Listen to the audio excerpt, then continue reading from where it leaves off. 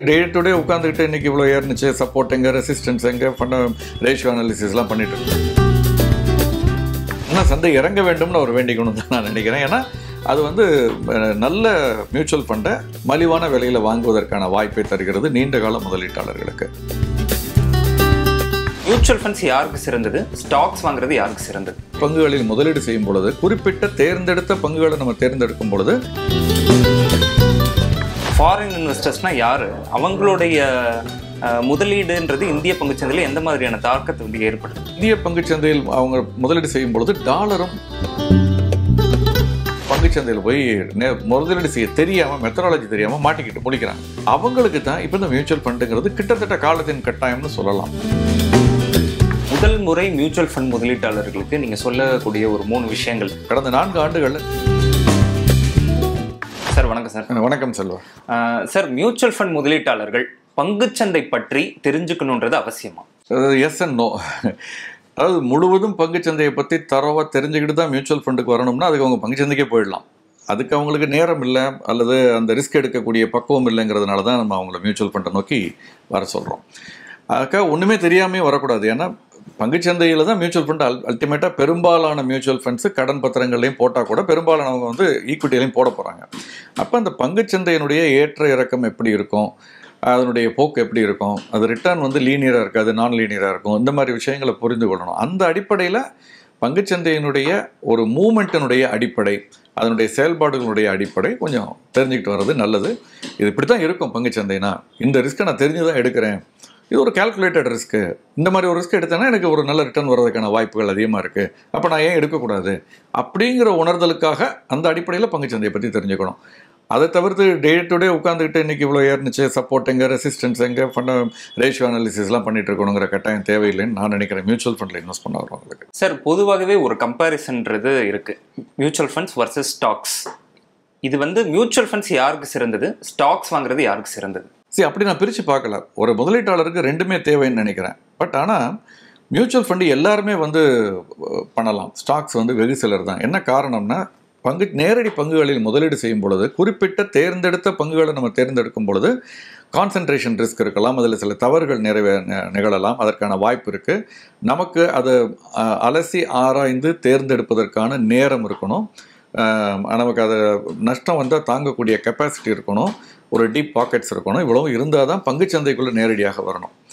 அப்படி இல்லாத பட்சத்தில் அதே ரிஸ்க்கை நம்ம மாடரேட்டாக பண்ணி எடுக்கணும், கொஞ்சம் மிட்டிகேட் பண்ணி எடுக்கணும், ரிஸ்க்கை ஒரு மாதிரி பேலன்ஸ் பண்ணி ஆவரேஜ் பண்ணி எடுக்கணும்னா பங்குச்சந்தையில் அந்த ரிஸ்க் இல்லாமல் இல்லை, அதே ரிஸ்க் இருக்குது. பட் ஆனால் அது மாடரேட் ஆகிடும். ஒரு பீரியட் ஆஃப் டைம் அது குறைய துவங்கிடும் ரிஸ்க்குங்கிறது, எஸ்ஐபி மாதிரி மெத்தடில் போகும்பொழுது. அப்போ எனக்கு மாதாந்திரம் வாடகை வருது, அல்லது மாதம் என்னுடைய சம்பளத்தில் ஒரு பகுதியை சேமிக்கலாம் அப்படின்னு நினைக்கிறவங்களுக்கு எல்லாருக்குமே பெரும்பாலும் ஒரு மியூச்சுவல் ஃபண்டு தான், அதுலேயும் குறிப்பாக எஸ்ஐபி மோடில் போகிறது நீண்ட கால அடிப்படையில் நல்ல லாபத்தை தரும். மனதுக்கு கொஞ்சம் பீஸ்ஃபுல்லாக இருக்கும். நீங்கள் பங்குச்சந்தையில் போட்டுட்டு பதட்டத்தோடு அந்த டிசம்பர் மாதம் 2016 எடுத்துக்கோங்க, மார்ச் மாதம் 23ஆம் தேதி 2020ஆம் எடுத்துக்கோங்க, இப்போ கூட அந்த ட்ரம்ப் தேர்தலுக்கு மறுநாள் எடுத்துக்கோங்க, பங்குச்சந்தையில் நேரடி முதலீடு செய்தவர் என்ன ஒரு பதட்டத்தின் உச்சியில் இருந்திருப்பாங்க. மியூச்சுவல் ஃபண்டில் இருக்கவங்களுக்கு அப்படி இருக்காது. மனதுக்கு ஆறுதலாக இது ஒரு வாய்ப்பாக கூட பார்த்து இன்னும் கூட முதலீடு செய்ய துவங்குவார்கள். அதனால் சாமானிய முதலீட்டாளர்கள், பெரும்பாலான மாதாந்திர சம்பளத்தில் வாங்குறவங்க, அந்த மாதிரி இருக்கவங்களுக்கு மியூச்சுவல் ஃபண்டு தான் பெட்டர்னு நான் நினைக்கிறேன். சார், ஒரு மியூச்சுவல் ஃபண்ட்ஸ் முதலீட்டை நான் முதல் முறை ஆரம்பிக்க போகிறேன், நான் என்னென்னலாம் மனசில் நான் வச்சுருக்கணும், என்னென்னலாம் நான் எதிர்பார்க்கலாம்? இல்லை, எதுக்காக நம்ம அங்கே முதலீடு செய்ய வர்றோங்கிறது ரொம்ப முக்கியம். ஏட்ட கோடிக்கணக்கில் பணம் இருக்குது, நான் பேங்க்கில் ஃபிக்ஸட் டெபாசிட் போட்டுட்டு அந்த வருமானமே போகிறோம்னா நாங்கள் வரணும்னு கட்டாயம் இல்லை. அதுக்கப்புறம் உங்கள் ஆர்வத்தை பொறுத்து நீங்கள் வர்றீங்க. ஸோ நம்முடைய இலக்கு என்ன அப்படிங்கிறத பார்க்கணும். எனக்கு வாழ்க்கையில் ஒரு சாதாரண ஒரு நடுத்தட்டு மக்களுக்கு என்ன இலக்குகள் இருக்கலாம்? முதலாவது அவங்களுக்கு ஒரு வாகனம் வாங்கணும்னு இருக்கும், கார் வாங்கணும், 2 வீலர் வாங்கணும்னு இருக்கும், அதுக்கு ஒரு 2-3 ஆண்டுகளில் வாங்கணும்னு இருக்கும். ஒரு 5-6 ஆண்டுகளில் வீடு கட்டணும்னு ஒரு இலக்கு இருக்கும். ரெண்டாவதாக அதற்கடுத்து ஒரு 10 ஆண்டுகளில் 15 ஆண்டுகளில் என்னுடைய குழந்தைகளை படிக்க வைக்கணும், அடுத்த 10-15 ஆண்டுகள்னு இருக்கலாம், அதுக்கான செலவு இருக்கலாம். அவங்க கல்லூரிக்கு போகும்பொழுது 15 ஆண்டுகளில், அதற்கு பிறகு ஒரு 20 ஆண்டுகளில் நான் ஓய்வு பெற போகிறேன் அப்படின்னு ஒரு இலக்கு இருக்கலாம். ஸோ இப்படி ஒரு குழந்தையினுடைய படிப்பு, குழந்தையினுடைய திருமணம், என்னுடைய ஓய்வு காலம், இதற்கிடையில் நான் வீடு கட்டணும், எனக்கு ஒரு வாகனம் வேணும், இப்படி ஒரு ப்ராடராக ஒரு 5-6 இதை நீங்கள் வச்சு எங்கள் குழந்தைக்கு திருமணம், பிள்ளைக்கு. ஸோ இந்த ஒவ்வொரு இலக்கும் எத்தனை ஆண்டு காலத்தில் இருக்கும், அதுக்கு எவ்வளோ பணம் தேவைப்படும், பணவீக்கத்துக்கு தக்க அதை அட்ஜஸ்ட் பண்ணி கணக்கு பண்ணி பார்த்தோம்னா நமக்கு தெரியும். இதோடு நம்ம கையில் இருக்கக்கூடிய பணத்தை ஒப்பிட்டு பார்க்கணும். இதுக்கு அதுக்கும் கேப் இருக்குன்னா அப்போ இந்த இலக்கை எப்படி அடைவது? இவ்வளோதான் பணம் இருக்குது, என்னால் இவ்வளோதான் மாதம் சேமிக்க முடியும், இதை வச்சு அந்த இலக்கை அடையணும் இத்தனை ஆண்டு காலத்தில். அதை பொறுத்து நம்ம வந்து முதலீட்டை ஸ்ட்ரக்சர் பண்ணணும். எனக்கு வந்து இருப்பு ரொம்ப குறைவாக இருக்கிறது, என்னுடைய இலக்கு அதிகமாக இருக்குன்னா இலக்கை குறைக்க முடியுமான்னு பார்க்கணும். முடியாத பட்சத்தில் ரிட்டர்ன் அதிகமாகணும். அப்போ ரிட்டர்ன் அதிகமாகணும்னா ஃபிக்ஸட் டெபாசிட்டில் வராது. ஸோ நேச்சுரலி நீங்கள் மியூச்சுவல் ஃபண்டுக்கு வர வேண்டிய ஒரு சூழல் இன்றைக்கி பெரும்பாலான இளைஞர்களுக்கு இருக்குது. ஸோ இதுதான் நம்ம மெயினாக வந்து நம்மளோட ஒரு டெசிஷன் மேக்கிங்க்கு நம்மளை ஒரு புஷ் பண்ணக்கூடியதாக நான் பார்க்குறேன். ஓகே சார், இப்போ சமீப காலமாக வந்து பங்குச்சந்தை வந்து இறங்கிட்டு வருது. ஒரு 8% வந்து கடந்த மாதத்துலேருந்து இறங்கியிருக்கு அப்படின்ற மாதிரி ஒரு நியூஸ் வருது. இது வந்து மியூச்சுவல் ஃபண்ட்ஸில் இது என்ன மாதிரியான இம்பாக்ட் வந்து இது கிரியேட் பண்ணியிருக்கு? ஃபார் எக்ஸாம்பிள் இப்போ நீங்கள் கோல் ஓரியன்டாக வந்து போகணும் அப்படின்ட்டு ஒரு விஷயங்கள் வந்து சொன்னீங்க. சில பேர் வந்து இப்போ வந்து இந்த காசை வந்து வெளியில் எடுக்கலாம் மியூச்சுவல் ஃபண்ட்ஸில் அப்படின்ட்டு வந்து நினச்சிருப்பாங்க. அப்படின்ற சமயத்தில் வந்து நம்ம எப்படி வந்து இதை பார்க்கணும்? இந்த மாதிரி ஒரு அலைப்பாயிர மனசு நமக்கு வருங்கிறதுனால தான் நேரடி பங்கு சந்தை வேண்டாம்னு சொல்கிறோம். இன்னும் சொல்லப்போனால் இந்த மாதிரி இறக்கங்கள் வந்து நமக்கு வந்து ஒரு முதலீட்டிற்கான நல்ல வாய்ப்பாகத்தான் நான் பார்க்கணும்னு நினைக்கிறேன். அதுக்கு நம்மளை மனசளவில் தயார் பண்ணிக்காமல் நம்ம இந்த பக்கம் வரக்கூடாது. வருவதற்கு முன்னே தயார் பண்ணிக்கணும். இன்னும் சொல்லப்போனால் 2 மாதம் இப்போ இறங்கியிருக்கு 2 மாதம். ஒரு நல்ல முதலீட்டாளராக இருந்தார்னா அவருடைய இலக்கு 5 ஆண்டு காலம் 10 ஆண்டு காலம்னா அவர் வேண்டிக்க வேண்டியதெல்லாம் ஒன்று தான். அடுத்த ஒரு ஆண்டுக்காவது தொடர்ந்து பங்குச்சந்தை இறக்கத்தில் இருக்கணும். எனக்கு மாதம் வர சம்பளத்தில் ஒரு சேமிப்பில் நான் நிறையா வாங்கிடுறேன் இந்த லோ ப்ரைஸில் அப்படின்னு இன்னும் சந்தை இறங்க வேண்டும்னு அவர் வேண்டிக்கணும்னு தான் நான் நினைக்கிறேன். ஏன்னா அது வந்து நல்ல மியூச்சுவல் ஃபண்டை மலிவான விலையில் வாங்குவதற்கான வாய்ப்பை தருகிறது நீண்ட கால முதலீட்டாளர்களுக்கு. இப்போ போய் நான் எடுக்கிறேன் பேனிக் ஆகினா அப்போ நீங்கள் வந்து யூ பிகம் ஸ்பெக்குலேட்டர்னால் நீங்கள் பேசாமல் ரிஸ்க் எடுத்து தைரியமாக டெரிவேட்டிவ்ஸில் போய் எதையோ ஒன்று பண்ணுங்கள். நீங்கள் இந்த பக்கம் வராதிங்க. This is meant for somebody who want to create wealth over longer period of time. ஒரு நீண்ட கால அடிப்படையில் நமக்கு வந்து நமக்கு மட்டும் இல்லை பிள்ளைகளுக்கும் சேர்த்து ஒரு பெரிய சொத்தை சேர்த்து வைக்கணும். ஒரு வீடு வாங்குகிறோம், நாளைக்கு விலை ஏறிச்சு, விற்றுருவோமா? விற்க மாட்டோம். ஒரு வீடு தானே சார் இருக்குன்னு சொல்லலாம். 2 வீடு வச்சுருக்கவர் கூட 2வது வீடு விற்க மாட்டார். விலை ரொம்ப யோசிப்பாங்க வீடை விற்கிறதுக்கு. எதுக்கு இருக்கட்டும், தங்கத்தை விற்பாங்களா? விற்க மாட்டாங்க. நம்முடைய மியூச்சுவல் ஃபண்ட் முதலீடுகளும் அப்படித்தான் நீண்ட கால அடிப்படையில் நான் பார்க்கணும். சார், இப்போது இந்த 8% வளர்ச்சி வந்து குறைஞ்சிருக்கு அப்படின்னு சொல்கிறாங்க இல்லையா? இதற்கான காரணம் என்ன? கம்பெனிஸோடைய க்ரோத் வந்து கொஞ்சம் குறைஞ்சிருக்கு அப்படின்ற கடந்த காலாண்டோட. இதை நம்ம வந்து எப்படி பார்க்கணும்? என்ன நடக்குது? பல காரணங்கள். தொடர்ந்து ஒரு 4 ஆண்டுகளாக 2020 ஏப்ரல் துவங்கி பங்குச்சந்தை ஏற்றத்தில் இருந்திருக்கு. இப்படியே தொடர்ந்து 50 ஆண்டுகள் 100 ஆண்டுகளுக்கு ஏறிக்கிட்டு போகணும்னு சொல்ல முடியாது. எப்போ பங்குச்சந்தை what goes up will come down for some time. இந்த மீன் ரிவர்சல்னு ஆங்கிலத்தில் சொல்லுவோம். ரிவர்சல் டு மீன்கிறது எப்போதுமே நடக்கும். ஒரு அதீதமாக பெண்டுலம் மாதிரி இங்கேருந்து இங்கே வந்து நிற்காது. இங்கேருந்து இங்கே வந்தது அதே வேகத்தோடு இங்கிட்டு போயிட்டு அப்புறம் இறங்கும். அது மாதிரி தான் இது நடக்கும். ஸோ பங்குச்சந்தை தொடர்ந்து 4 ஆண்டுகள் ஏற்றத்தில் இருந்தது. கரெக்ஷன் எதிர்பார்த்து காத்திருந்தது. அதற்கான காரணங்களை தேடிக்கொண்டிருந்ததுன்னு நான் நினைக்கிறேன். அதற்கான காரணமாக சில விஷயங்கள் நடந்தது. அதன் அடிப்படையில் இப்போ ட்ரம்ப் வந்தது. அதுக்கு முன்னாலே வந்து எஃப்ஐஎஸ் வந்து 2ஆம் காலாண்டு முடிவுகளை பார்த்தாங்க. அட்வான்ஸ் டேக்ஸ் நம்பர்ஸை பார்த்தாங்க. ஸோ ஓரளவு ஒரு ஸ்டாக்னேட் ஆகிற மாதிரி இருந்தது. நான் வளர்ச்சியே இல்லைன்னுலாம் சொல்ல மாட்டேன். எதிர்பார்த்த அளவு வளர்ச்சி இல்லை. அப்படிங்கிறப்ப அவங்க இதற்கான விலை நம்ம அதிகமாக கொடுத்துருக்கோமே, இந்த விலை அதிகம், இந்த வளர்ச்சிக்கு இந்த விலை அதிகம், அப்போ ப்ராஃபிட்டை புக் பண்ணிக்குவோன்னு சொல்லி ஒரு பகுதி லாபத்தை பதிவு செய்ய ஆரம்பிச்சிருக்கிறாங்க. எஃப்ஐ விற்றுட்டோன்னு சொல்கிறோம். பல லட்சம் கோடிகள் முதலீடு செய்கிற எஃப்ஐஸ் 1 லட்சம் கோடி விற்றுருக்காங்க. அவ்வளோதான். இந்த 1 லட்சம் கோடிக்கே நம்ம எஃப்ஐ விற்றுட்டாங்கன்னு நம்ம சொல்லிகிட்டு இருக்கோம். இன்னும் அதிகமாக விற்றாங்கன்னா என்ன ஆகும்? அவங்களுடைய கடமையை அவங்க செஞ்சுருக்காங்க. அவங்களுடைய முதலீட்டாளர்களுக்கு ஒரு பகுதி லாபத்தை இன்வெஸ்ட் பண்ணி கொடுக்கணும். இது 2வது காரணம். பங்குச்சந்தை இறங்குவதற்கு காரணம் தேடிக்கொண்டிருந்தது. 4 வருஷம் தொடர்ந்து ஏறியது, இறங்க ஆரம்பித்தது. Q2 பெர்ஃபார்மன்ஸ் வந்து எதிர்பார்த்த அளவு இல்லை. 3வது எஃப்ஐஎஸ் அதை காரணமாக வச்சு விற்க ஆரம்பித்தாங்க. 4வது அமெரிக்காவில் தேர்தல் நடந்த பிறகு ட்ரேட் வார் இந்த மாதிரி ஒரு இம்பேலன்ஸ். இப்போ நேற்று ட்ரம்ப் சொல்லியிருக்காரு பாருங்கள், 100% டேக்ஸ் போட்டாலும் போடுவேன், நீங்கள் வந்து டீடாலரைசேஷன் பண்ணிங்கன்னா பிரிக்ஸ் நாடுகள் பண்ண அப்படின்னு சொல்லியிருக்காங்க. ஸோ இந்த மாதிரி காரணங்கள் சேர்ந்து கொள்ள ஒரு சந்தை வந்து ஒரு அதீத ஏற்றத்தில் இருந்து ஒரு நியாயமான விலையை நோக்கி சென்று கொண்டிருக்கிறதுன்னு நான் பார்க்குறேன். இங்கே நிற்குமா இல்லை இன்னும் கூட இறங்குமான்னு நம்ம சொல்ல முடியாது ஷார்ட் டேர்மில். அப்படி இறங்கினால் இன்னும் நல்லது, நம்ம வாங்குறதுக்கு ஒரு வாய்ப்பை அது கொடுக்குறது. ஏன்னா 4 வருஷம் முன்னால் மிஸ் பண்ணவங்க நிறைய பேர் இருக்காங்க. ஃபோமோன்னு சொல்லுவோம் ஆங்கிலத்தில், ஃபியர் ஆஃப் மிஸ்ஸிங் அவுட்டுன்னு. அது அந்த மாதிரி அவசரத்தில் ஜாஸ்தியாக வாங்கினவங்க நிறைய பேர் இருக்காங்க. அப்படி வாங்காமல் இப்போ குறைந்த விலையில் வாங்கலாம். சரி சார். சார், இந்த எஃப்ஐஐ அப்படின்னு சொல்லிங்க, இந்த ஃபாரின் இன்வெஸ்டர்ஸ். இந்த ஃபாரின் இன்வெஸ்டர்ஸ்னால் யார்? அவங்களுடைய முதலீடுன்றது இந்திய பங்குச்சந்தையில் எந்த மாதிரியான தாக்கத்தை வந்து ஏற்படுத்துது? எஃப்ஐஐ அப்படிங்கிறது வந்து இந்தியாவில் முதலீடு செய்யக்கூடிய இன்ஸ்டிடியூஷன்ஸுங்கிறவங்க பார்த்தீங்கன்னா 2 வகையான இன்ஸ்டிடியூஷன்ஸ் இருக்காங்க. ஒன்று டிஐஐ, இன்னொன்று எஃப்ஐஐ. டிஐஐங்கிறது வந்து டொமஸ்டிக் இன்ஸ்டிடியூஷனல் இன்வெஸ்டர்ஸ். இப்போ United India insurance, GIC, LIC, இந்த மாதிரி நிறுவனங்கள், காப்பீட்டு நிறுவனங்கள் மட்டுமல்ல, வங்கிகள், இதெல்லாம் டிஐஐஸ். இதே வந்து எஃப்ஐங்கிறது ஃபாரின் இன்ஸ்டிடியூஷனல் இன்வெஸ்டர்ஸு. அது மார்கன் ஸ்டான்லியாக இருக்கலாம், மெரில் லிஞ்சாக இருக்கலாம். அந்த மாதிரி மிகப்பெரிய வெளிநாட்டு முதலீட்டாளர்கள் இந்திய பங்குச்சந்தையில் முதலீடு செய்கிறார்கள். அது ஏன் முக்கியத்துவம் பெறுகிறதுனா, இந்திய பங்குச்சந்தையில் அவங்க முதலீடு செய்யும் பொழுது டாலரும் இந்தியாவை நோக்கி உள்ளே வருது. டாலரை கொண்டு வந்து கொடுத்து ரூபாயை வாங்கி அந்த ரூபாயை வைத்து அவங்க முதலீடு செய்கிறாங்க. ஸோ அந்த விதத்துலேயும் அது வந்து நமக்கு ஒரு சாதகமான விஷயம். முதலீடு நமக்கு அதிகமாக தேவைப்படுது இந்திய நிறுவனங்களுக்கு, அதற்கும் அது ஒரு சாதகமான விஷயம். எப்படி அவங்க கொண்டு வரும் பொழுது சந்தை ஏறுகிறதோ அது மாதிரி ஒரு பகுதியை எடுக்கும் பொழுது சந்தை குறையத்தான் செய்யும். இது வந்து part and parcel of the game. பிறகு திரும்ப ஏற ஆரம்பிக்கும். ஏன்னா இங்கே விலை அதிகரிக்கும் பொழுது அவங்க லாபத்தை பதிவு செய்வார்கள், இறங்கும் பொழுது அவங்க திரும்ப வந்து வாங்க வருவார்கள். ஸோ அது நடக்கும். அதனால் எஃப்ஐஎஸ்னுடைய பங்களிப்பு நிச்சயமாக இந்தியாவில் மிக முக்கியமானது இருக்கும். அதை மட்டுமே நம்பி இருந்த காலகட்டத்தை நம்ம தாண்டிட்டோம். இன்றைக்கி வந்து மியூச்சுவல் ஃபண்ட்ஸும் டிஐஎஸும் பெரிய அளவில் வந்து எஃப்ஐஐ விற்கும் பொழுது வாங்க ஆரம்பிச்சிருக்காங்க பார்த்தீங்கன்னா. இல்லைன்னா அவங்க மட்டும் இல்லைன்னா, டொமஸ்டிக் இன்ஸ்டிடியூஷன்ஸும் மியூச்சுவல் ஃபண்ட்ஸ் எஸ்ஐபியும் இல்லைன்னா 25,000 பல ஆயிரம் கோடிகள் மாதம் மாதம் வந்து விடுகிறது. இதெல்லாம் இல்லைன்னா இந்த எஃப்ஐ விற்றதுக்கு நேரம் பங்குச்சந்தை கிராஷ் ஆகிருக்கும். அது ஆகலைன்னா டொமஸ்டிக் இன்ஸ்டிடியூஷன்ஸுடைய சப்போர்ட் தான். ஓகே சார், இந்த சந்தையோட போக்கை வந்து தீர்மானிக்கிறதுல இந்த எஃப்ஐஎஸ் மாதிரி ஒரு முக்கியமான விஷயம் இருக்குது, ஜிடிபி. அது வந்து ஜிடிபி வந்து இப்போ 5.4% வந்து குறைஞ்சிருக்கு அப்படின்ற மாதிரி ஒரு நியூஸ் வருது. இது எந்த மாதிரியான தாக்கத்தை ஏற்படுத்தும்? ஃபியூச்சரில் என்ன மாதிரியான வாய்ப்புகள் இருக்குது? ரெண்டும் வித்தியாசமானது. எஃப்ஐஐஸுங்கிறது ஒரு buyer, demand and supply, buyer seller. So அவங்க வந்து ஃபண்டமெண்டல்ஸுக்கும் அதுக்கும் சம்மந்தம் இல்லை அது நேரடியாக. ஜிடிபிங்கிறது ஃபண்டமெண்டல்ஸ், ஒரு நாட்டினுடைய பொருளாதாரம். அதுதான் வந்து அதனால தான் இது நடக்குது, அதனால தான் பங்குச்சந்தை நடக்குது, அதனால தான் எஃப்ஐஎஸ் விற்கிறாங்க. ஸோ ஜிடிபியினுடைய வளர்ச்சி மாடரேட் ஆகணுச்சுன்னா எஃப்ஐஎஸ் இல்லை, எல்லா முதலீட்டாளர்களுமே அதை அப்சர்வ் பண்ண துவங்குவார்கள். ஸோ அது நிச்சயம் ரொம்ப முக்கியமான ஒரு டேட்டா. ஏன்னா அதுதான் நம்முடைய ஒட்டுமொத்த பொருளாதாரத்தினுடைய வளர்ச்சியை காட்டுது. விற்பனை அதிகமாக இருந்தால் தானே உற்பத்தி அதிகமாக இருக்கும். உற்பத்தி அதிகமாக இருந்தால் அதிக வேலைவாய்ப்பு உண்டாக்கும். அதிக வேலைவாய்ப்பு உண்டாக்குனா எல்லாருக்கும் சம்பளம் அதிகமாக வரும், நிறுவனங்கள் லாபம் அதிகமாக ஈட்டும், நிறைய பேருக்கு வேலைவாய்ப்பு கிடைக்கும். அப்போ அவங்களாம் நிறைய செலவு பண்ண ஆரம்பிப்பார்கள், குடும்பங்கள் வளமாக இருக்கும், அப்போ நாடு வளமாக இருக்கும். இதுதான் அந்த ஜிடிபி வளர்ச்சியினுடைய முக்கியத்துவம். மார்க்கெட்டுக்கும் ஸ்டாக் மார்க்கெட்டுக்கும் எஃப்ஐஎஸ் இன்வெஸ்ட் பண்ணுறதுக்கும் இதுதான் அதனுடைய கனெக்ஷன். அது குறையும் பொழுது அதனுடைய தாக்கத்தை ஏற்படுத்தும். பட் எப்போ கூடுது குறையுதுங்கிறத பார்க்கணும். சென்ற ஆண்டு இதே காலகட்டத்தில் இதை விட அதிகமாக இருந்து இப்போ குறையுதுன்னா அது வந்து பேஸ் எஃபெக்ட்னு சொல்கிறது. உதாரணமாக சென்ற ஆண்டு 7%க்கு மேலே இருந்தது, இப்போ 5.4ன்னு சொல்கிறப்ப அது வந்து பேஸ் எஃபெக்ட்னால கூட இருக்கலாம்.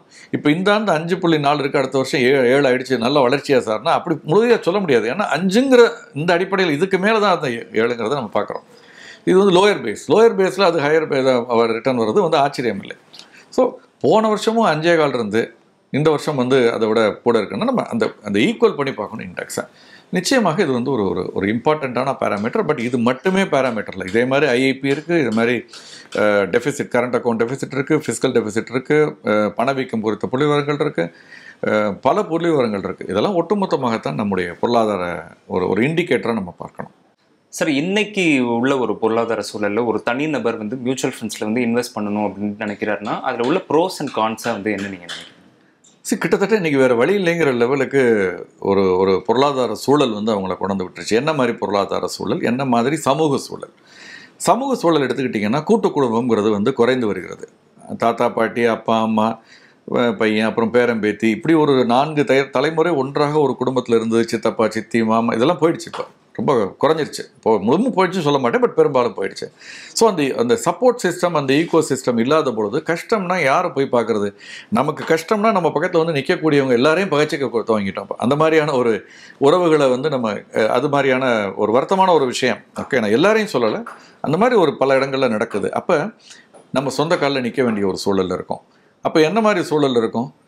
வேலைன்னு எடுத்துக்கிட்டிங்கன்னா சுலபமாக வேலை கிடைக்குது. எவ்வளோக்கு எவ்வளோ ஈஸியாக வேலை கிடைக்குதோ அவ்வளோக்கு எவ்வளோ அந்த வேலை போயிடுமோன்னு பயமும் இருக்குது. ஏன்னா பெஞ்சில் போட்டுடுறேங்கிறாங்க, அப்புறம் அதுக்கப்புறம் திடீர்னு தூக்கி போட்டுடுறாங்க 1 மாதம் நோட்டீஸில், 2 மாதம் நோட்டீஸில், இப்படிலாம் நடக்குது. ஸோ அது மாதிரி இருக்கும் பொழுது நீங்கள் அதிக சம்பளத்துக்கும் அதிக வருமானத்துக்கும் பழக்கப்பட்டுட்டு, அதிக செலவுக்கு பழக்கப்பட்டுட்டு, திடீர்னு ஒன்றுமே இல்லைன்னா காற்று கொடுக்கின பலூன் மாதிரி ஆகிடுறீங்க. அப்போ நீங்கள் வந்து அந்த சம்பளம் வரும்பொழுதே சேமிக்க வேண்டிய கட்டாயத்தில் இருக்கீங்க. அந்த சேமிப்பை முறையாக முதலீடு செய்ய வேண்டிய கட்டாயத்தில் இருக்கீங்க. ஏன் முறையாக முதலீடு செய்யணும்னா பணவீக்கம், வட்டி விகிதம் குறைஞ்சிக்கிட்டே வருது, பணவீக்கம் அதிகரிச்சுக்கிட்டே போகுது அப்படின்னு ரெண்டும் வரும்பொழுது நீங்கள் வந்து அதை தாண்டிய வருமானத்தை ஈட்டணும். நீங்கள் அது ஃபிக்ஸட் டெபாசிட் மூலமாக மட்டும் வராது. அப்போ naturally you are push towards better yielding. அப்போ பெரும்பாலானோர் பங்குச்சந்தையில் போய் முதலீடு செய்ய தெரியாமல், மெத்தடாலஜி தெரியாமல் மாட்டிக்கிட்டு முடிக்கிறாங்க. டெரிவேட்டிவ்ஸில் போய் மாட்டிக்கிட்டுறாங்க, தவறான வழிகாட்டுதலில் போய் மாட்டிக்கிறாங்க. ஏன்னா அதுக்கான முழு நேரம் அவங்கள்ட்ட இல்லை. அவங்களுக்கு தான் இப்போ இந்த மியூச்சுவல் ஃபண்டுங்கிறது கிட்டத்தட்ட காலத்தின் கட்டாயம்னு சொல்லலாம். அந்த காலத்தில் எப்படி சிட் ஃபண்ட் போட்டு நம்ம நடுத்தர குடும்பங்கள் வந்து வாழ்க்கையை வெற்றிகரமாக நடத்துனாங்களோ, இன்றைக்கி எஸ்ஐபி போட்டு நீண்ட கால அடிப்படையில் ஒரு வாழ்க்கையை வெற்றிகரமாக நிதி சம்பந்தமாக அமைக்க வேண்டிய சூழலுக்கு அவங்க தள்ளப்பட்டுட்டாங்கன்னு தான் நான் நினைக்கிறேன். ஸோ குறிப்பாக நடுத்தட்டு மக்கள், மேல் நடுத்தட்டு மக்கள், கொஞ்சம் கீழ் நடுத்தட்டு மக்கள், இந்த செக்டர்னு பார்த்தீங்கன்னா மியூச்சுவல் ஃபண்டு தான் ஒரு ஆபத் பாந்தவன்கிற லெவலுக்கு இன்றைக்கி வந்துருச்சு. ஸோ இது வந்து தவிர்க்க முடியாத ஒரு அம்சமாக தான் நான் பார்க்குறேன். சார், முதல் முறை மியூச்சுவல் ஃபண்ட் முதலீட்டாளர்களுக்கு நீங்கள் சொல்லக்கூடிய ஒரு 3 விஷயங்கள், இதெல்லாம் வந்து பார்த்து உங்கள் முதலீட்டை ஸ்டார்ட் பண்ணுங்க அப்படின்னு நீங்கள் என்ன சொல்லுவீங்க? முதல்ல வந்து நிறைய படிங்க, கற்றுக்குங்க. ஓகே, அதை எல்லாத்தையும் நம்மளே பண்ணணுங்கிறது இல்லை, அதுக்கு எக்ஸ்பர்ட்ஸ்ட்டை கொடுத்துடலாம். பட் ஆனால் முதல்ல நம்ம என்னங்கிறத தெரிஞ்சுக்கணும், எவ்வளோ முடியுமோ தெரிஞ்சுக்கணும். ரெண்டாவது, நான் எல்லாம் படித்து முடிச்சுட்டு தான் நான் வருவேன், அதில் பிஹெச்டி பண்ணிட்டு தான் நான் இன்வெஸ்ட் பண்ண வருவேன், வெயிட் பண்ணால் வயசாகிடும், காலம் கடந்து போயிடும். படிக்கிறது பாடு தனி, கற்றுக்கிறது பாடு தனி. But start today, start immediately. தப்போ ரேட்டை முதல்ல ஆரம்பிச்சிருங்க. ஏன்னா மியூச்சுவல் ஃபண்டில் தான் போட போகிறோம், எஸ்ஐபி தான் போட போகிறோம். தவறாக இருந்தாலும் அது தவறுனா என்ன, அது விலை இறங்கினாலும் நல்லது நமக்கு எஸ்ஐபியில் போகும்பொழுது. ஸோ ஃபஸ்ட்டு நிறைய கற்றுக்குங்க, படிங்க, நிறைய கவனமாக இருங்க. ரெண்டாவது, ஸ்டார்ட் இம்மீடியட்லி. மூணாவது, பேஷன்ஸ். லாங் டேர்ம்ங்கிறது ஒரு நாளோ ஒரு வாரமோ ஒரு மாதமோ ஒரு வருஷமோ இல்லை. லாங் டேர்ம்ங்கிறது லைஃப் டேர்ம். ஸோ இப்போ குறைஞ்சபட்சம் 10 வருஷத்துக்காவது நம்ம தயார். நேற்று போட்டுட்டு இன்றைக்கி இந்த ஊறுகாய் இதாகிடுச்சான்னு பார்க்குற மாதிரி ஃப்ரிட்ஜில் வந்து வாட்டரை சில் பண்ண வச்சுட்டு ஃப்ரீசர் ஓப்பன் பண்ணியே பார்த்துக்கிட்டு இருந்தோன்னா ஐஸ் க்யூபே வராது. இன்றைக்கி நான் பார்த்த 2 நிமிஷத்தில் வந்துருமா, வராது. அதுக்குள்ளே காலத்தை கொடுக்கணும். அந்த சீடு வந்து ஒரு செடியாக வந்து மரமாக வர்றதுக்கு நம்ம கொடுக்கணும். ஸோ அந்த மாதிரி நீங்கள் பண்ணால் பொறுமை நிறைய வேணும். இது 3 போக ரொம்ப முக்கியமான ஒன்று, எல்லாத்தையும் நானே பண்ணிடுவேன்னு நினைக்கிறது வந்து வெற்றிகரமாக இருக்காது. கடந்த 4 ஆண்டுகளில் நிறைய பேர் அந்த மாதிரி நினைக்க ஆரம்பிச்சிட்டாங்க. இந்த 4 ஆண்டுகள் மிக மோசம், நல்ல ஆண்டுகள். ஆனால் நம்ம முடிவெடுக்கிறதுல மோசமான ஆண்டு. ஏன்னா இந்த 4 ஆண்டை வச்சு நம்ம முடிவெடுத்தோம்னா இப்படியே தான் நம்ம வாழ்க்கை முழுக்க ஜெயிச்சுக்கிட்டே இருக்க போகிறோம்னு நினச்சோம்னா அப்படி கிடையாது. இந்த 2 மாதம் அதை சொல்லிக் கொடுத்துருக்கோம், அந்த பாடத்தை, அக்டோபர் நவம்பர். ஸோ நமக்கு ஒரு கைடன்ஸ் வேணும், ஒரு சவுண்டிங் போர்டு வேணும், ஒரு இன்வெஸ்ட்மெண்ட் அட்வைசர் வேணும், அல்லது ஒரு ஹேண்ட் ஹோல்ட் பண்ணுறதுக்கு ஒரு ஆள் வேணும், நீ கரெக்டாக தான்ப்பா போகிறேன்னு சொல்கிறதுக்கு ஒரு ஆள் வேணும். ஒரு நம்ம தலைவலிக்கு மாத்திரை போட்டால் ஒரு நாள் போடலாம், தொடர்ந்து இருக்குன்னா டாக்டரை பார்க்கணும், டாக்டர் சொல்லணும் உனக்கு, ஃபேமிலி டாக்டர் இது சரியில்லை, உனக்கு இது ஒத்து வரும் வராதுன்னு அவருக்கு, நமக்கு எது ரைட்டு தப்புன்னு அவருக்கு தெரியும். நம்ம செல்ஃப் மெடிக்கேஷனுங்கிறது is injurious to health. So இது ரொம்ப முக்கியம். ஆரம்ப காலகட்டங்கள் இருக்கவங்களுக்கு இது இன்னும் ரொம்ப முக்கியம் நான் நினைக்கிறேன். சார், இப்போ ஒரு மார்க்கெட்ல வந்து ஒரு சின்ன ஒரு வீழ்ச்சி வந்து இருக்கு. நீ வரும் காலங்களில் எப்படி வந்து இருக்கும், இந்தியா வந்து ஒரு 20 வருஷங்களில் ஒரு நல்ல ஒரு வளரக்கூடிய ஒரு பொருளாதாரமாக இருக்க போகுதுன்னு நிறைய இடத்துல வந்து சொல்லிக்கிட்டே இருக்காங்க. உங்களுடைய டேக் என்ன இதில்? இல்லை, அதில் சந்தேகமே கிடையாது. 1992க்கு பிறகு, அதுக்கு முன்னாலே இந்தியா நல்ல வளர்ச்சியில் தான் தொடர்ந்து இருந்தது. பட் 92க்கு பிறகு இந்த எல்பிஜின்னு சொல்லக்கூடியது வந்ததுக்கப்புறம் அக்ராஸ் த பொலிட்டிக்கல் பார்ட்டிஸ், அது எந்த பொலிட்டிக்கல் அரசாங்கம் பார்ட்டி வந்தாலும் சரி, அவங்களுக்கு வந்து பாலிசியில் பெரிய டிஃப்ரென்ஸ்லாம் ஒன்றும் கிடையாது. நாங்கள் எல்லாத்தையும் திரும்ப வந்து அரசு உடைமையாக்க போயிடும், நீங்கள் தனியார் யாரும் வர முடியாது, அந்த கண்ட்ரோல் இந்த அப்படிலாம் ஒன்று. அவங்க எப்போ லிபரலைசேஷன் ஆரம்பித்தாங்களோ, ப்ரைவேட்டைசேஷன் ஆரம்பித்தாங்களோ, குளோபலைசேஷன் ஆரம்பித்தாங்களோ, அப்போலேருந்து தொடர்ந்து வந்துக்கிட்டு தான் இருக்குது. அதில் நல்லதும் இருக்குது, கெட்டதும் இருக்குது. நிறைய நிறுவனங்கள் சேர்ந்து போனதும் கதையும் இருக்குது, நிறைய நிறுவனங்கள் வளர்ந்த கதையும் இருக்குது. வெளிநாட்டு நிறுவனம், ஸ்கூட்டர் தயாரிக்கிற நிறுவனம், இந்திய ஸ்கூட்டர் 2 வீலர் தயாரிக்கிற நிறுவனங்களை பார்த்து பயந்து ஓடக்கூடிய ஒரு சூழல் இருந்திருக்கு. இந்தியாவில் இருக்க இந்த தொழில்நுட்பத்தோடு இந்தியாவில் இருக்கக்கூடிய இந்திய நிறுவனங்கள் இருசக்கர வாகனத்தில் வந்து உலகத்தில் நம்பர் 1 கொடிகட்டி பறக்கக்கூடிய ஒரு சூழலும் வந்திருக்கு, ஒரு பக்கம் பேரலாக. ஸோ குளோபலி நம்ம காம்படிட்டிவாக இருக்க வரைக்கும் நம்ம சர்வைவ் ஆகிடுவோம். இளைஞர்கள் மிகப்பெரிய அளவில் இந்தியாவில் இருக்காங்க. உழைக்கக்கூடிய இளைஞர்கள், அதிக நல்லா சம்பாதிக்கக்கூடிய இளைஞர்கள், அதிக தேவையுடன் கூடிய இளைஞர்கள் இந்தியாவில் இருக்காங்க. அப்போ அந்த தேவைகள் பூர்த்தி செய்யக்கூடிய அதுக்கு உற்பத்தி அதிகரிக்கணும், அதுக்கு நிறுவனங்கள் தேவை, அவங்க லாபம் ஈட்டுவார்கள். ஸோ இந்திய பொருளாதாரம் 10-15 ஆண்டுகளுக்கு சின்ன சின்ன ஏற்ற இறக்கங்கள் அப்போ இருந்தால் கூட ஓரளவுக்கு வலுவாக இருக்கும், வளர்ச்சியோடு தான் இருக்கும். எந்த அரசாங்கங்கள் வந்தாலும் போனாலும் இருக்கும். அது நல்ல அரசாங்கங்கள் இருந்தால் நல்லா இருக்கும், அது இல்லைன்னா மாடரேட்டாக இருக்கும். அப்படி தான் நம்ம பார்த்துக்கணும். அந்த அடிப்படையில் அதில் நம்ம பங்கு பெறணும். நம்ம பங்கு பெறலைன்னா என்ன ஆகும்னா, வெளிநாட்டு நிறுவனங்கள் தான் முதலீடு செய்யும். நம்மலாம் கடன் வாங்கி வீடு கட்டிக்கிட்டு இருப்போம், அந்த கடனை கொடுக்குறவங்க அவங்களா இருப்பாங்க, வட்டி அந்த வங்கிக்கு, வெளிநாட்டு வங்கிகிட்ட அல்லது வெளிநாட்டு முதலீட்டாளர் சம்பாதிச்சுக்கிட்டு இருப்பார் நமக்கு இருந்து. அப்போ நம்ம அதில் பங்கு பெறணும்னா அந்த வங்கியினுடைய பங்கை நம்ம வச்சுக்கணும். அப்போ தான் நம்ம ஒரு பக்கம் கடன் வாங்கி வட்டி கொடுத்தாலும் அந்த நிறுவனத்தையும் நம்ம சொந்த ஓனராக இருக்கும், நம்ம ஒரு சிறு பகுதி ஓனராக இருக்கும் அப்படிங்கிறது. ஸோ எதிர்காலம்ங்கிறது இந்தியாவுக்கானது. இந்திய பொருளாதாரம் வலுவான நிலையை நோக்கி செல்லும். இந்திய பொருளாதார வளர்ச்சி இருக்கும். அது அனைவருக்குமானதாக இருக்குமா இல்லையாங்கிறதெல்லாம் வந்து அது அரசியல் ரீதியாக அரசியல்வாதிகள், அரசியல் கட்சிகள் ஒரு கருத்துருவாக்கம் செய்யக்கூடியவங்க விவாதித்து வர வேண்டியது. நான் அதுக்குள்ளே போக விரும்பலை. அது நிச்சயமாக வந்து ஒரு ஒரு கவலை அளிக்கக்கூடிய விஷயம் சில சமயங்கள் நம்ம கவனிக்க வேண்டிய விஷயம். பட் நான் சொல்கிறது பங்குச்சந்தை பொருளாதாரங்கிற ஆங்கிளில் நிச்சயமாக ஒரு வலுவான நிலையில் நம்ம இருப்போம். அதில் சந்தேகமே எனக்கு கிடையாது. இந்த வளர்ச்சியில் இளைஞர்கள் பங்கு பெறணும். இல்லைன்னா வந்து அது வெளிநாட்டினர் கையில் நம்ம நிறுவனங்களும் போயிடும். ஆல்ரெடி சில நிறுவனங்கள் போயிடுச்சு. அதை தடுக்கணும்னா அதை பேசிகிட்டே இருக்கிறது அர்த்தம் இல்லை. நாம் முதலீடு செய்யணும். நம்முடைய முதலீடு அதை நோக்கி செல்லணும். அதற்கு ஒரு அருமையான ஒரு டூல், ஒரு உபகரணம் அப்படின்னு பார்த்தீங்கன்னா மியூச்சுவல் ஃபண்டு. சார், நிறைய பேர் முதலீடு செய்யணும்ட்டு நம்ம நினைக்கிறதே ஒரு 40 வயசு 50 வயசு அப்படின்ற மாதிரி வந்து ஆகிடுது. அதுக்கப்புறமேட்டு தான் இந்த மியூச்சுவல் ஃபண்ட்ஸில் ஸ்டார்ட் பண்ணலாமா அப்படின்ற மாதிரி நினைக்கிறாங்க. இவங்களுக்கு நீங்கள் என்ன சொல்லுவீங்க? சரி, அது மாறிடுச்சுன்னு நினைக்கிறேன். இப்போலாம் இளைஞர்கள் ஒரு 20-25 வயதிலே வேலைக்கு சேர்ந்த ஒரு மாதத்துலேருந்து சேமிக்கிறவங்களாம் நிறைய பேர் எனக்கு தெரியும். பட் நீங்கள் இந்த தாமதமாக முதல் 10-15 ஆண்டுகள் எங்களுக்கு குடும்பத்திற்கான தேவை இருந்துச்சு, அதை மீட் அவுட் பண்ண போயிட்டோம், அதனால் முடியலை, இப்போ தேவைக்கணும்னு சொல்கிறவங்கள்ட்ட ஒரு விஷயத்த சொல்லுவேன். இந்த முடியலைன்னு சொல்கிறவங்களுக்கு எப்போதுமே முடியாது.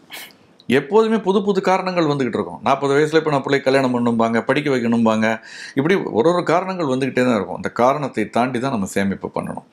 அதுக்கு ஒரே வழி நம்ம செலவு போக சேமிப்புங்கிறத விட்டுட்டு சேமிப்பு போக செலவுங்கிற ஃபார்முலாவுக்கு வரணும். ஏன்னா நான் நிறைய இடங்களில் சொல்லியிருக்கேன், work expands to fill up the time அவைலபிள்னு ஒரு பழமொழி சொல்லுவாங்க. நீங்கள் ஒரு வேலை வந்து எப்படின்னா வந்து நம்ம 2 நாளில் முடிக்கணும்னு சொன்னால் 2 நாளில் முடிப்போம். அதே வேலையை 4 நாள்னா 4வது நாள் தான் முடிப்போம். பணமும் அப்படித்தான். 10,000 ரூபாய்க்குள்ளே செலவு பண்ணணும், 12,000 இருந்தால் நல்லதுன்னு நினைப்போம். 12,000 வந்தோன்னா 12,000 பத்தாது. அப்போ நீங்கள் இந்த 2,000 எடுத்து செலவு பண்ணாமல் வச்சுட்டு 10,000க்குள்ளே ட்ரை பண்ணி பாருங்கள், முடியும். எப்படியோ மேனேஜ் பண்ணுவீங்க நீங்கள் சைக்கலாஜிக்கலாக பார்த்தீங்கன்னா. இது நிறைய இடங்களில் நான் பார்த்துருக்கேன். ரொம்ப கஷ்டப்படுறவங்கள்ட்ட இந்த பழமொழியை நம்ம பேசக்கூடாது, அது வந்து தவறு. பட் நான் சொல்கிறது ஓரளவுக்கு வசதியாக இருக்கவங்களுக்கு இதை சாக்குப்போக்கு சொல்லாமல் இதை வந்து முதலீட உடனே துவங்குங்க.